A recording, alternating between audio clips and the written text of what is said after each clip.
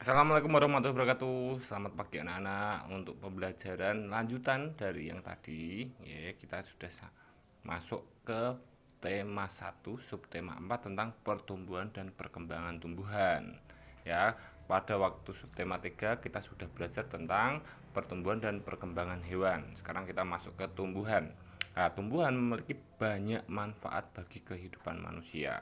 Ya, kegiatan menjaga dan melestarikan tumbuhan sama dengan menjaga alam sekitar. Salah satu kegiatan menjaga alam yang bisa kita lakukan adalah merawat tumbuhan. Ya, perlu kita tahu, ya. Nah, tumbuhan itu adalah satu-satunya makhluk hidup, ya, yang bisa merubah karbon dioksida menjadi oksigen. Jadi yang menghasilkan oksigen itu tumbuhan. Padahal oksigen itu adalah gas yang dibutuhkan manusia untuk bernafas. Ya tidak. Nah, pada manusia itu bernafas itu menghirup oksigen dan mengeluarkan karbon dioksida.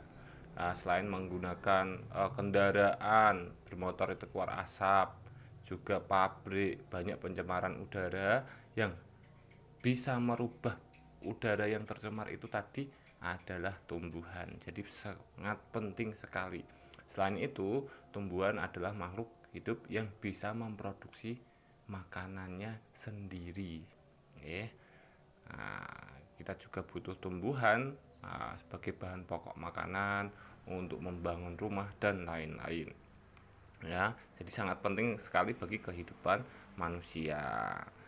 Nah, jumlah tumbuhan meningkat karena berkembang biak anak-anak. Perkembangbiakan tumbuhan dapat terjadi secara alami dan dengan bantuan manusia. Namanya perkembangbiakan alami dan buatan. Kalau alami itu secara tanpa bantuan manusia, dia berkembang biak sendiri. Nah, kalau dengan yang buatan itu dengan bantuan manusia. Nanti kita pelajari lebih lanjut. Sesungguhnya Tuhan telah mengatur perkembangan tumbuhan dengan sangat baik. Perkembangbiakan tumbuhan penting untuk memenuhi kebutuhan manusia dan hewan, seperti yang Pak Irfan jelaskan tadi. Mari kita pelajari perkembangbiakan pertumbuhan serta cara merawat tumbuhan. Ya, kita masuk ke pembelajaran pertama. Mari kita mengamati anak-anak. Nah, pada gambar berikut, ini ada gambar berbagai jenis perkembangan biakan tumbuhan. Ada yang spora, stek, spora, biji, tunas, umbi, lapis dan lain-lain. Nanti kita akan pelajari lebih lanjut. Mari kita baca teks bacaannya di halaman 144. Berjudul pertumbuhan tanaman. Tanaman sama dengan makhluk hidup lainnya yang mengalami pertumbuhan. Tanaman pun memiliki daur hidup dan cara yang berbeda dalam perkembangbiakan. Ada tanaman yang mengalami perkembangbiakan secara alami. Ada juga tanaman yang mengalami perkembangbiakan secara buatan. Perkembangbiakan alami dapat dengan biji atau tunas. Selain itu dapat juga dengan umbi atau spora. Contohnya yang berkembang biak dengan biji itu adalah pohon mangga, jeruk, dan semangka. Jadi dari biji pohon mangga, jeruk, dan semangka itu bisa ditanam menjadi tumbuh menjadi pohonnya. Itu cara dia berkembang biak. Tanaman yang berkembang biak dengan tunas contohnya pohon pisang, bambu, dan cocor bebek. Contoh kalian lihat pohon pisang di sekitar kalian. Itu di samping pohon yang besar pasti akan tumbuh tunas, pohon pisang yang kecil. Nah, yang dimaksud dengan tunas itu seperti ini anak-anak. Perkembangbiakan buatan adalah proses perkembangbiakan tumbuhan dengan bantuan manusia. Kalau buatan itu dengan bantuan manusia, salah satunya dengan cangkok, ada juga setek dan lain-lain, ada menempel banyak, ya. Nah, selanjutnya anak-anak, kita akan belajar tentang perkembangbiakan tumbuhan dengan biji. Kalian buka halaman 154, di pembelajaran kedua. Sebagian besar tumbuhan berkembang biak dengan biji. Tumbuhan dewasa akan berbunga dan menghasilkan buah. Di dalam buah terdapat biji. Biji berkembang menjadi tanaman baru. Tanaman baru tumbuh menjadi dewasa dan berbuah. Perputaran tahapan perkembangan tersebut membentuk sebuah siklus atau daur hidup. Perhatikan gambar bagian biji di bawah ini. Ya, ini adalah bagian biji. Di bagian terluar itu ada selimut biji. Fungsinya untuk apa? Untuk melindungi biji, ya, dari mungkin guncangan, ya, atau benturan dengan benda lain. Terus di dalamnya itu ada kotiledon. Ini sumber makanan untuk calon tumbuhan baru. Calon tumbuhan baru itu ya ini yang kuning, embrio. Namanya embrio, calon tumbuhan baru. Jadi kotiledon ini adalah sumber makanan untuk embrio, ya, atau calon tumbuhan baru. Mari kita amati gambar berikut ini anak-anak. Ini adalah daur hidup tanaman semangka. Itu dimulai dari apa? Tadi semangka itu berkembang biak dari biji. Ya, itu ada di huruf D. Biji ini jika ditanam, disiram, itu akan tumbuh tunas. Tunas itu yang di B. Ini pertama biji. Biji ditanam, diberi air, disiram terus, itu akan muncul tunas, akhirnya tumbuh tunas yang B. Nah, dari tunas ini itu akan tumbuh menjadi tanaman muda. Tanaman muda ya bertumbuh menjadi tanaman dewasa. Setelah itu tanaman dewasa berbuah. Berbuah. Di dalam buah itu menghasilkan biji, kembali lagi ke D, itu namanya siklus. Ya, nanti coba kalian jelaskan. Kalian pahami, kalian gambar tidak apa-apa, sesuai dengan hurufnya. Dan kalian jelaskan dengan bahasa kalian sendiri, anak-anak. Terus kita masuk ke perkembangbiakan tumbuhan dengan tunas. Di sini ada daun cocor bebek dan pohon pisang.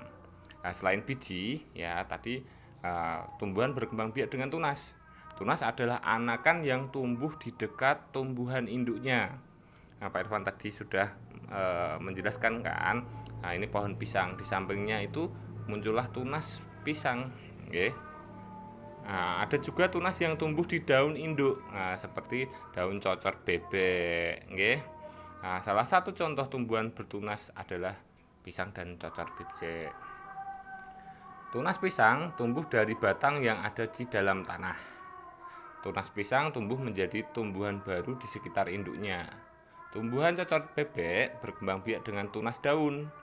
Tunas cocor bebek tumbuh di tepi daun. Tunasnya itu kalau dipindahkan itu bisa menjadi tanaman sendiri. Ya anak-anak. Di sini juga ada pohon bambu. Dia juga berkembang dengan tunas. Dari tumbuhan tadi anak-anak, coba kalian buka halaman 148, kembali ke pembelajaran pertama. Tumbuhan itu punya daun. Dari daun ini ternyata bisa dibuat menjadi karya seni. Salah satunya adalah karya seni mozaik. Karya seni mozaik itu adalah karya seni yang dibuat dari bahan yang sejenis. Contohnya kalau dari potongan daun, ya semua dari potongan daun. Entah itu dari daun rambutan, daun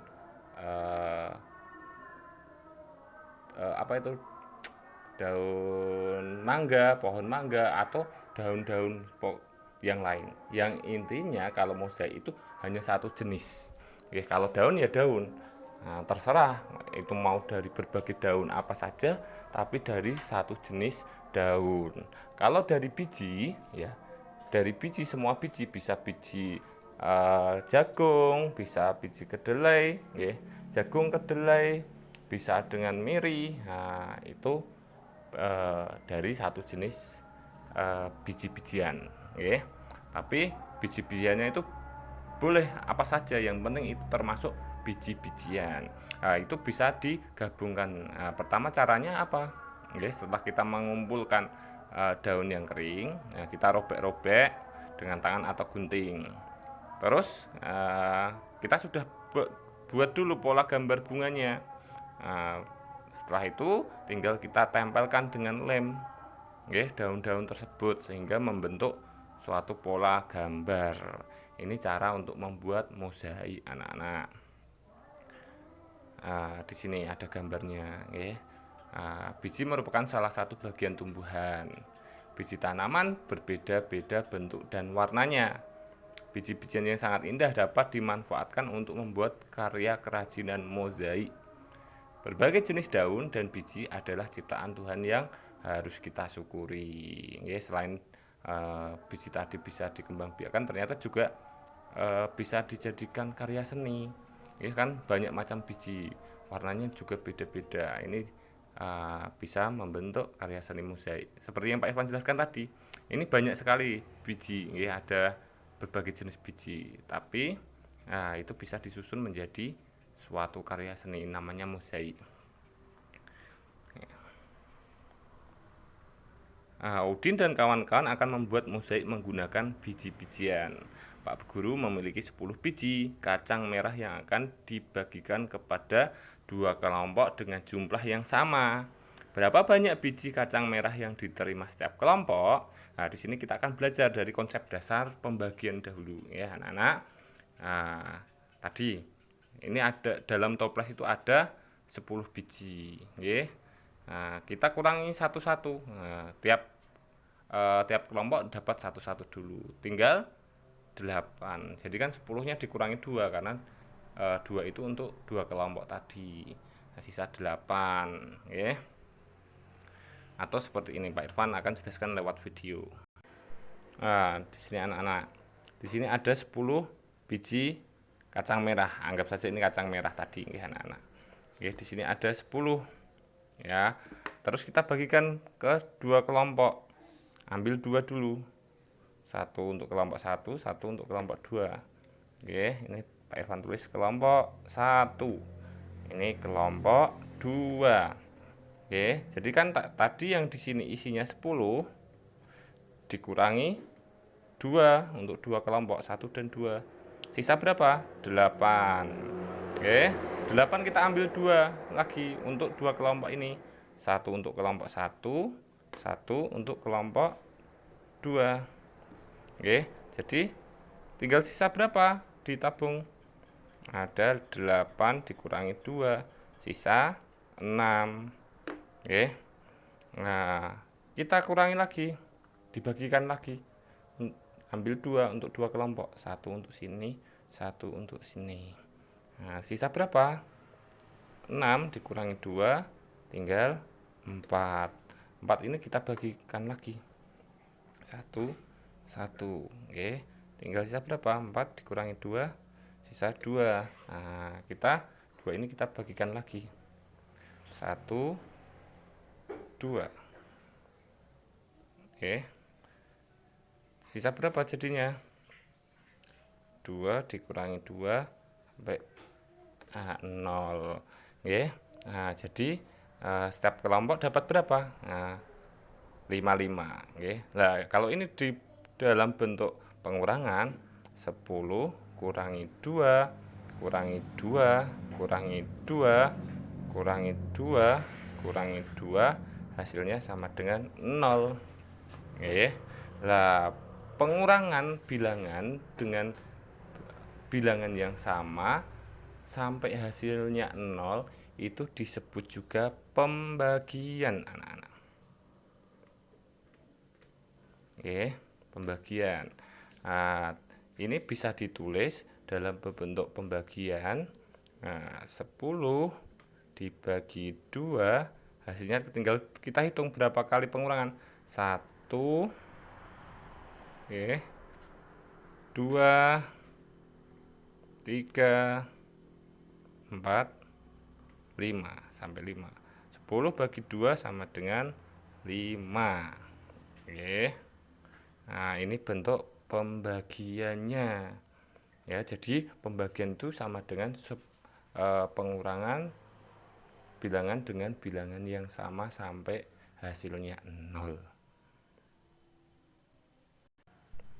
Nah, seperti itu, nggih, sampai hasilnya 0. Lah, bagaimana kalau ya, dengan bilangan yang lebih besar, anak-anak? Ini contohnya ada 52 bagi 2. Oke, Pak Ivan juga akan menjelaskan dengan video, ya anak-anak, dengan video langsung. Sebentar. Namanya ini porogapit, ya. Porogapit ini pembagian, ya, untuk bilangan yang besar agar lebih mudah. Ya, di sini tadi ada 52 dibagi 2. Hasilnya berapa? Oke. Pertama kita tulis angka yang akan dibagi. Ya akan dibagikan 52. Dibagi berapa? Seret. Tanda ini namanya dibagi 2. Oke. Nah, 2 ini sebagai pembagi, ya. 2 ini sebagai pembagi. Langkah pertama yang akan dilakukan anak-anak, itu bilangan yang paling kiri atau yang paling besar adalah 5. Ya, 5 kita bagi 2 dahulu. Agar lebih mudah, tadi kan pembagian itu pengurangan berturut-turut, sampai hasilnya 0. Nah, ini kan 52 dikurangi 2 terus sampai hasilnya 0, Nah, tapi agar lebih mudah dengan porogapit ini, ya sama, kita kurangkan dulu. 5, tadi bagi 2, kurangi 2 sama dengan 3, masih 3. 3 masih bisa dikurangi 2. 3 kurangi 2 sama dengan 1. 1 dikurangi 2 kan tidak bisa, anak-anak. Jadi ini 1 itu sisa. Nah, berapa kali pengurangan? 2. Ini pengurangan pertama dan ini pengurangan kedua. Nah, jadi 5 bagi 2 itu hasilnya 2. Kita tulis di atas. Dan masih sisa 1. Nah, agar lebih mudah, 2 dikali 2, itu hasilnya kan 4. 2 kali 2 sama dengan 4. Nah, 4 itu kita tulis di bawah 5. Terus kita kurangkan. 5 kurangi 4 hasilnya 1. Iya kan? 5 dibagi 2 itu hasilnya 2, sisanya 1. Seperti yang kita kurangkan tadi. Nah, 1 kan dibagi 2 tidak bisa. Padahal tadi masih ada sisa bilangan. Kita turunkan 2-nya. Tek tek tek, ke sini. Jadi 12. Nah, kalau 12 dibagi 2 bisa kan? Ya, kita bagi. Nah, caranya sama. Kalau kalian belum hafal pembagian yang bilangan kecil, 12 kurangi 2 sama dengan 0. Sama dengan 10, maaf. 10 kurangi 2 sama dengan 8. 8 kurangi 2 sama dengan 6. 6 kurangi 2 sama dengan 4. 4 kurangi 2 sama dengan 2. 2 kurangi 2 sama dengan 0.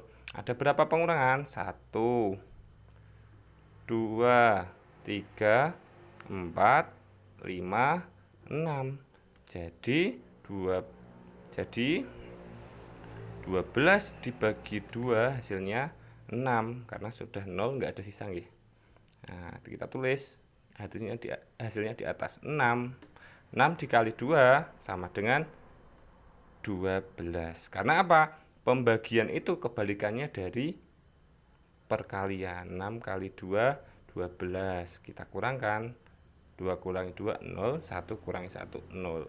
Kan sudah 0. Jadi sudah tidak bisa dibagi 2.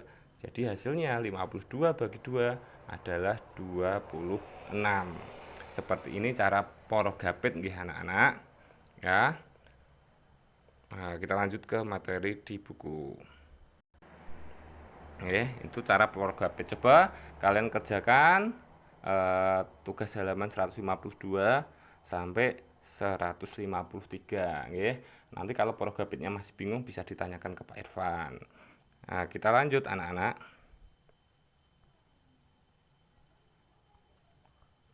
Oke, tadi tunas sama biji sudah. Oke. Nah, kita lanjut ke sini. Nah, pohon bambu ya, tadi kan berkembang biak dengan tunas ya. Nah, anakan bambu tumbuh di dekat tumbuhan induknya. Batang pohon bambu itu banyak manfaatnya anak-anak. Salah satunya digunakan untuk permainan. Ya, seperti ini. Nah, cara bermainnya, ya, ini bermain kelompok. Nah, tapi karena kita masih dalam masa pandemi, kita tidak bisa, ya. Nah, tapi bisa untuk pengetahuan kita. Ya, permainan ini ya terdiri dari 5 orang pemain. Ya, seorang pemain akan bertugas melompat dan 4 pemain lainnya bertugas memegang batang bambu. Nah, seperti pada gambar. Setiap pasangan pemegang bambu berhadap-hadapan dan menggerakkan bambu bersamaan. Nah, gerakan bambu dengan buka dan tutup secara bergantian dengan hentakan masing-masing 2 kali hentakan. Nah, pemain yang tidak memegang bambu melompat pada bambu yang terbuka. Jangan sampai kejepit bambu karena itu bahaya, nggih. Nah, itu cara bermainnya. Nah, dalam permainan tadi anak-anak itu penting sekali bekerja sama. Ya. Nah, karena apa? Bermain lompat bambu itu memerlukan kerjasama yang baik antara sesama pemegang bambu maupun pemainnya. Jika tidak, maka akan membahayakan pemain yang memegang bambu karena bisa terjepit bambunya. Ya, tangan pemegang bambu bisa terjepit jika tidak bekerja sama dengan baik. Kaki yang melompat pemain akan tersangkut dan terjepit bambu jika tidak ada kerjasama yang baik. Jadi berbahaya kalau tidak bisa bekerja sama dengan baik. Ya, selain kerjasama, konsentrasi pemain juga sangat penting saat bermain lompat bambu. Jika tidak berkonsentrasi, maka akan membahayakan seluruh pemain. Nah, sekian materi dari Pak Irfan. Kalau ada salah kata Pak Irfan minta maaf. Kalau masih belum jelas materi yang diberikan, bisa ditanyakan Pak Irfan. Nanti Pak Irfan jelaskan lagi lewat WA ya. Selalu semangat, jaga kesehatan. Salam. Jaga kesehatan kalian. Wassalamualaikum warahmatullahi wabarakatuh.